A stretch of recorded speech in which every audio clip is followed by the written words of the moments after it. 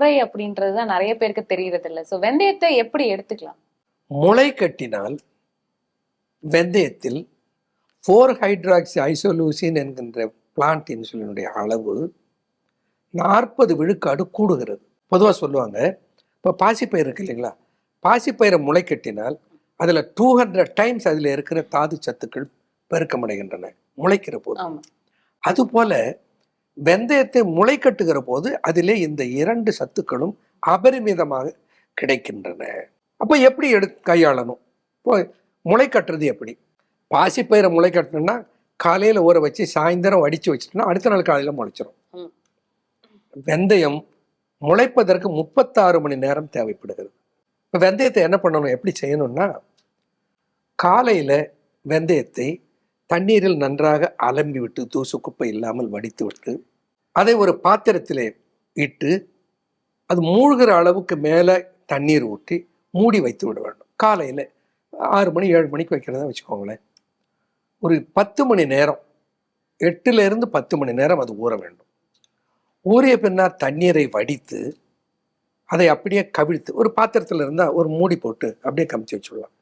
கவனம் இங்கு தான் ரொம்ப தேவை. ஏன்னா நிறைய பேர் நான் சொன்னதை கேட்டுவிட்டு அந்த வடிக்கிற போது முழுமையாக தண்ணீர் வடியாமல் கொஞ்சம் உள்ள தண்ணி பசை இருந்துச்சுன்னா கூட அது அழுகி போயிடும்.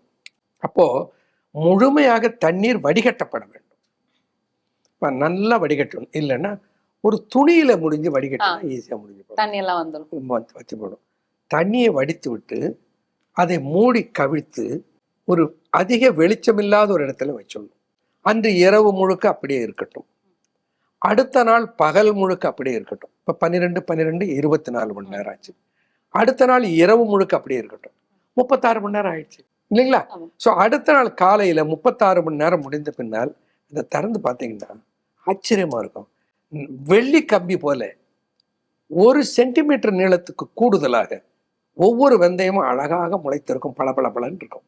அப்படி முளைக்கட்டிய வெந்தயத்தை ஒவ்வொரு வேளை உணவுக்கு முன்னும், இது ஏன் ஒவ்வொரு வேளை உணவுக்கு முன்னும் சொல்றோம்? 3 வேளை சாப்பிடுங்கன்னு சொல்லலாம், 2 வேளை சாப்பிடுங்கன்னு சொல்லாம அப்படி சொல்லக்கூடாது. ஏன்னா ஒவ்வொரு வேளை உணவுக்கு முன்னும் ஒரு 10 அல்லது 15 நிமிஷம் உணவுக்கு முன் இதை சாப்பிட வேண்டும். ஏன்? அதற்கு முக்கியமான காரணம், அந்த 15 நிமிடம் அல்லது 10 நிமிடம் முன்னராக அதை வாயில் இட்டு நன்றாக மென்று கூழாக்கி நன்றாக மென்று சாப்பிடுகிற போது ஒரு உணர்வு கிடைக்கும். என்னென்ன, வெந்தயத்தினுடைய ருசி என்ன? கசப்பு. ஆனால் இந்த 36 மணி நேரம் முளைக்கட்டி முளைத்திருக்கிற வெந்தயம் இனிப்பு. இனிப்புக்கு இனிப்பு மருந்து. கசக்கவே கசக்காதுங்க. நீங்க போய் சாப்பிட்டு பாருங்க, நான் சொன்னேன்னு சொல்லி இதை பரிசோதித்து பாருங்க. சாப்பிடுவர்களெல்லாம் வந்து சொல்லும், ஐயா நல்லா இருக்குதுயா சாப்பிடுறது. முளைக்கட்டிய வெந்தயம் அவ்வளவு ருசியாக இருக்கும் சாப்பிடுவதற்கு. அதிலே எவ்வளவு சாப்பிடுவது, இது ரொம்ப முக்கியம். நம் உடலில் சர்க்கரையின் அளவு எவ்வளவு இருக்கிறதோ அதை பொறுத்து நம்ம ரத்த பரிசோதனை பண்ணி இப்போ எல்லாம் கண்டுபிடிச்சிக்கிறோம். சாப்பிட்டதுக்கு அப்புறம் ஒரு 200-250 இருந்ததுன்னா ஒரு மேஜைக்கரண்டி அளவுக்கு சாப்பிட வேண்டும். 3 வேளையும் உணவு சாப்பிடுபவர்களாக இருந்தால் 3 வேளை உணவுக்கு முன்னாடி சாப்பிடணும். 3 வேளை உணவு சாப்பிடல, 2 வேளை உணவு சாப்பிடுபவர்கள் பலர் இருக்கிறார்கள். ஒரு 2 வேளை சாப்பிட்டா போதும். ஏன் உணவுக்கு முன்னே சாப்பிடணும்? ஏன்னா அதுவும் சித்தர்கள் கண்ட அதிசயம். இன்றைக்கு அந்த வெந்தயத்தில் இருந்து 2 வகையான நார் சத்துக்களை அறிவியல் உலகம் பிரித்து எடுத்து அறிமுகப்படுத்தி இருக்கிறது. ஒன்று வாட்டர் சாலிபிள் ஃபைபர், இன்னொன்று இன்சாலிபிள் ஃபைபர். ஒன்று கரையும் நார்ச்சத்து, இன்னொன்று கரையா நார்ச்சத்து. இந்த 2 நார்ச்சத்தும் வெந்தயத்திலே இருக்கிறது. அந்த கரையும் நார்ச்சத்து என்ன செய்கிறது? குடலில் போய் குடலுடைய உட்சுவற்றில் ஒரு புதிய அடுக்காக லேயராக அப்படியே பூசிக்கொள்ளுகிறது. அப்படி பூசிக்கிட்டா அது என்ன பண்ணுதான், குளுக்கோஸும் ஃபேட்டும் குடல் உறிஞ்சுவதை தடை பண்ணுகிறது. பாருங்க, சித்தர்கள் எவ்வளவு பெரிய அறிவு சார்ந்த சிந்தனை பாருங்க. குளுக்கோஸை குடல் உறிஞ்சுவதை அது குறைக்கிறது. வேகமாக குளுக்கோஸை அது உறிஞ்ச விடுறது இல்லை. இன்றைக்கு அறிவியல் உலகம் என்ன கண்டுபிடிச்சிருக்கிறது? ஆல்பா குளுக்கோசிடேஸ் என்று ஒரு புது மருந்தை கண்டுபிடித்து கார்போஹைட்ரேட்டை உறிஞ்சாமல் தடுக்கவும் கார்போஹைட்ரேட் செரிமானத்தை குறைக்கவும் ஒரு மருந்தை உற்பத்தி செய்திருக்கிறார்கள். இந்த ஆல்பா கிளைகோசிடேஸ் இன்ஹிபிட்டார் என்கின்ற சத்து தன்மை அந்த வெந்தயத்தில் ஒரு சாலிபிள் ஃபைபராக வந்து குடலில் படிந்து கொண்டு ஒரு அடுக்கு, குடல் சுவர் இருக்கு, அதில் ஒரு அடுக்கு வந்துருச்சு. அப்போது குளுக்கோஸ் உறிஞ்சிறத குறைச்சிடுது. இப்போ குளுக்கோஸ் ரத்தத்தில் சேர்றது குறைஞ்சி போச்சு. சாப்பிட்டோம் சுவையா, இந்த குளுக்கோஸ் இருக்கிறது, அது மலத்தோடு வெளியே போகிறது, குருதியில கலக்க போவதில்லை. பாருங்க, அப்போ குளுக்கோஸை உறிஞ்சுவதை குறைக்கிற வாட்டர் சாலிபிள் ஃபைபர், இன்னொன்று இன்சாலிபிள் ஃபைபர், கரையாது. அந்த ஃபைபர் என்ன பண்ணுது? டயபெட்டிஸ் பீப்புளுக்கு இன்னொரு கஷ்டம் என்னன்னா மலச்சிக்கல் இருக்கும், கான்ஸ்டிபேஷன். இப்போ மலச்சிக்கல் இல்லாமல் மலத்தை இலகி வெளியேற்றுகிற சக்தி அந்த இன்சாலிபிள் ஃபைபருக்கு இருக்குது. அந்த இன்சாலிபிள் ஃபைபரும் சாலிபிள் ஃபைபரும் முளைக்கட்டி விட்டால் அவ்வளவு கிடைக்கிறது. இப்போ முளைக்கட்டி சாப்பிட வேண்டும். அப்போ ஏன் ஒவ்வொரு வேளை உணவுக்கு முன்னே சாப்பிடணும்? உணவுக்கு முன்னே சாப்பிட்டாதான் அந்த குளுக்கோஸ் உறிஞ்சிறது, அது போய் குறைக்கும். இதெல்லாம் அறிவியல். இன்றைக்கு அறிவியல் சொல்லுவதையெல்லாம் சித்தர்களுடைய ஆன்மீக இயல் தெளிவாக சொல்லி இருக்கிறது. இது எவ்வளவு நாள் இருக்கணும் டாக்டர்?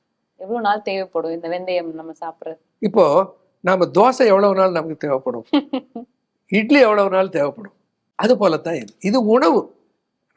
நம்முடைய உணவு மரபுல இட்லி தோசைக்கு மாவு ஆட்டுகிற போது அதில் அரிசி கார்போஹைட்ரேட் போடுறோம், அதுவும் கூட உளுந்து புரோட்டீன் போடுறோம், அதுவும் கூட தவறாமல் எதை சேர்க்கிறோம்? வெந்தயம். அப்போ அந்த வெந்தயம் என்ன செய்கிறது? நாம் உண்ணுகிற அந்த உணவில் இருக்கிற கார்போஹைட்ரேட்டை குடல் உறிஞ்சுவதை குறைக்கிறது. அதுக்காக தான் வெந்தயம் சேர்க்கிறது அப்படின்னு நாம புரிஞ்சுக்கலாம். அவர்கள் உடலுக்கு நல்லது என்று கண்டார்கள். எப்படி கண்டுபிடித்தார்கள் நமக்கு தெரியல. ஆனா அந்த ஆரோக்கியத்துக்கு அவசியமா இருக்கிற அத்தனை வழிமுறைகளையும் உணவோடு சித்தர்கள் சேர்த்திருக்கிறார்கள். காம்பினேஷன் ஏன் இப்படி பண்ணணும்? அவங்க அதை போட்டிருக்க வேணாமே? இல்ல, இன்னொரு சந்தேகமும் இருக்கு. இப்போ இங்கிலீஷ் மெடிசன் வந்து எடுத்துட்டு இருப்பாங்க, சுகருக்கு ரொம்ப காலமா எடுத்துட்டு இருப்பாங்க. அப்படி இருக்கும்போது அவங்களுக்கு வந்து வேற மருத்துவ முறை போகணும் அப்படின்ற ஆர்வம் இருக்கு அப்படின்னா அவங்க அந்த மருத்துவத்தை உடனே விட்டுட்டு சித்தாவோ ஆயுர்வேதாவோ எடுத்துக்கலாமா? இதை எப்படி ஒன்னா சேர்க்கிறது டாக்டர்? சித்த மருத்துவத்தினுடைய அடிப்படை கோட்பாடு மனிதன் உணவு நெறியால் ஆரோக்கியமாக இருக்க வேண்டும். உணவுன்னா என்ன? உடல் ஏற்றுக்கொள்வதை எடுத்துக்கொள், அவ்வளவுதான். இதை சாப்பிடு, அதை சாப்பிடாத, அசைவம் சாப்பிடாத, சைவம் சாப்பிடாத, அப்படியெல்லாம் சித்தர்கள் சில சித்தர்கள் அந்த வரம்பு சொல்லியிருக்காங்க. பல சித்தர்கள் உடல் ஏற்றுக்கொள்ளுகிற உணவை எடுத்துக்கொள். இப்போ நமக்கு டயபெட்டிஸ் இருக்குன்னா டயபெட்டிஸுக்கு ஏற்ற உணவை எடுத்துக்கொள். நம்ம ஹைப்பர் டென்ஷன் இருக்கு, ப்ரெஷர் இருக்குன்னா ப்ரெஷருக்கு ஏற்ற உணவை எடுத்துக்கொள். அதான் உடல் ஏற்றுக்கொள்ளுகிற உணவு. அற்றால் அளவறிந்து உண்க அகுது உடம்பு பெற்றான் நெடிது உய்க்குமாறு வள்ளுவன் சொல்லிட்டு போயிருக்கான். முதலில் உண்ட உணவு செரிமானமான பின்னால் அற்றால் அளவு அறிந்து எவ்வளவு தேவையோ அதை அறிந்து உண்க அகுது உடம்பு பெற்றான். இந்த உடம்பை பெற்றவன் நீடு வாழுமாறு நெடிது உய்க்குமாறு. நெடுநாள் வாழணும்னா உன் உடலுக்கு எது ஏற்றதோ அதை எடுத்துக்கொண்டு சொன்னார். அப்போ உணவுல முதல்ல நாம கட்டுப்பாடு கொண்டு வரணும். ரெண்டாவது தேகப்பயிற்சி. தேகப்பயிற்சியில நம்முடைய உடலில் இருக்கிற திசுக்களுக்கு நான் சொன்னேன் குளுக்கோஸை எரிக்கிற சக்தி இருக்கிறது என்று. அப்போ உடற்பயிற்சி. அதற்கு அடுத்து மூணாவது தான் மூலிகைகள். இந்த மூலிகைகள் எல்லாம் வெறும் ஹைப்போகிளைசமிக் ட்ரக்ஸ் இல்லை, வெறும் குருதியில் இருக்கிற குளுக்கோஸை குறைக்கிற மூலப்பொருள்கள் அல்ல, நீரிழிவினால் வருகிற பக்க விளைவுகளையும் சரி செய்கிற தன்மை பெற்றவைகள். இந்த மாதிரியான ஒரு அமைப்பில் இருக்கிற மூலிகை தயாரிப்புகளை எடுத்துக்கொள்ளுகிற போது நல்ல ஒரு கேள்வியை கேட்டீங்க. திடீர்னு மாறிவிடலாமா?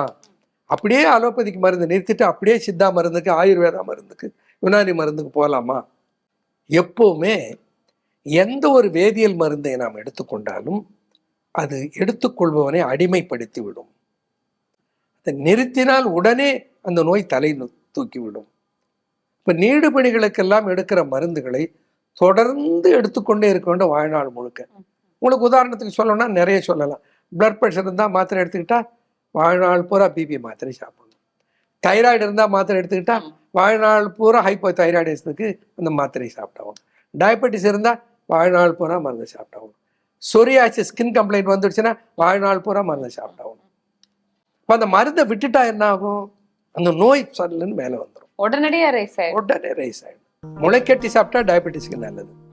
அதே வெந்தயத்தை நெய்யில் வறுத்து அதை சூரணமாக செய்து சாப்பிட்டால் தாய்மார்களுக்கு நல்ல பால் சுரக்கும். வெந்தயத்தை சித்தர்கள் சாப்பிட சொன்னது குளுக்கோஸினுடைய அளவை சர்க்கரையில் கட்டுப்படுத்தி காட்டுவதற்கு மட்டுமல்ல, சர்க்கரை நோய் வந்துவிட்டால் ஏற்படுகிற டயபெட்டிக் இம்பார்ட்டன்ஸ் என்கின்ற ஆண்மை இழப்பையும் சரி செய்கிற ஆற்றல் அதில் இருக்கிறது.